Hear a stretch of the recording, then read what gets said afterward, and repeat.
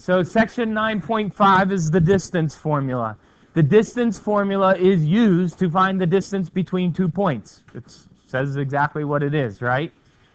We are going to start off with this very simple example, and I'm then going to use this example to derive the distance formula. So here we go. It says find the length of the line segment. One way that we could find the length of the line segment is by creating a right triangle.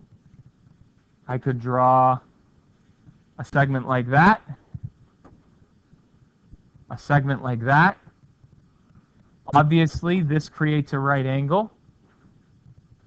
We then can simply count the number of units to find the length of the two legs. Right? Up here, we have 1, 2, 3, 4, 5, 6, 7, 8. So this leg is 8 units long. Then the other leg would be 1, 2, 3, 4, 5, 6. 6 units long. Now I can use the Pythagorean theorem, right? And that'll find me the hypotenuse of the right triangle, which is the line segment. So I'll go 8 squared plus 6 squared equals c squared. 64 plus 36 equals c squared. 100 equals c squared. Take the square root of both sides, and c equals 10. Very simple problem, right? Very straightforward application of the Pythagorean theorem that allows us to find the length of the line segment. Now I'm going to use the exact same problem to show you how the distance formula is derived from the Pythagorean theorem.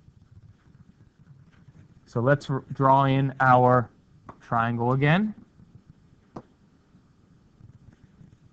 There's my right angle. This time, I'm going to call this point right here x1, y1. Oh, that's a 2. x1, y1. I'm going to call this point down here x2, y2.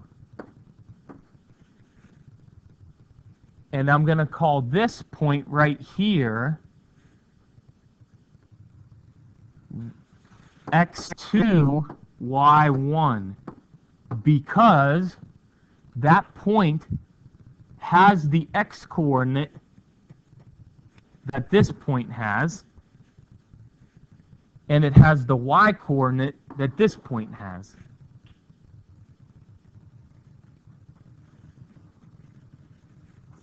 I'm going to use the Pythagorean theorem. A squared plus b squared equals c squared. We know a and b are the legs. We'll say there's a, there's b. Of course, that's c. Now let's plug into this Pythagorean theorem. Now think about it. In order to find a, instead of counting the units this time, what we really need to do is take the difference between our x values, right? That difference will give us a. So I'm going to do that. x2 minus x1 squared plus b squared. Well, to find b, instead of counting the units like we did in the previous example, what I really need to do is find the difference between my y-coordinates. So that's what I'm going to do. y2 minus y1 squared. And of course, that equals c squared still.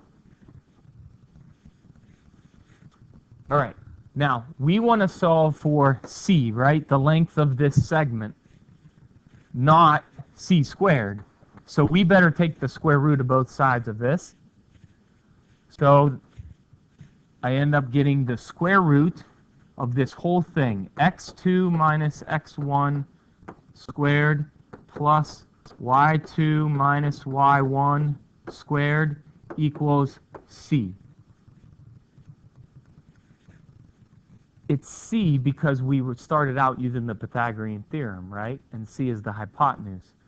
But now we've derived the distance formula. So instead of saying C equals this, let's say D for distance equals the square root of x2 minus x1 squared plus y2 minus y1 squared.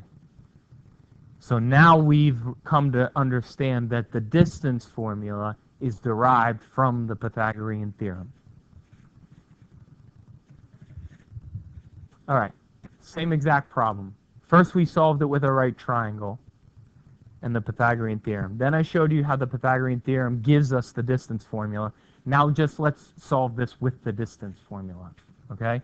So I know distance formula is all of this, x2 minus x1 squared plus y2 minus y1 squared, right? Taking the square root of all of that.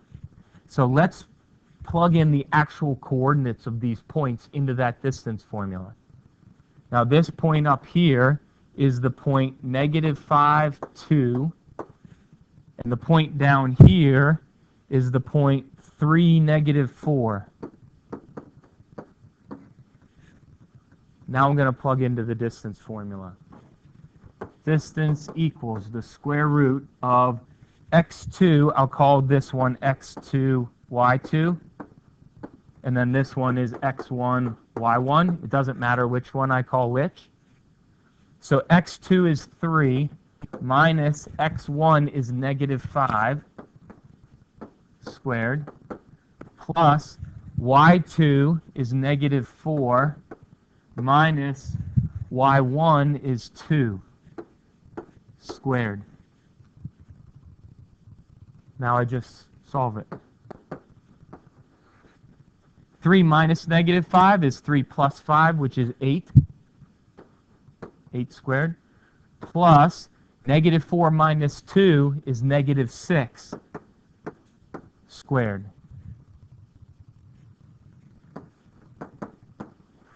8 squared, 64. -6 squared is 36. Add those together. The square root of 100 equals 10, just like we saw before. So we can see that that problem can be done by creating a right triangle, or now just by implementing the distance formula.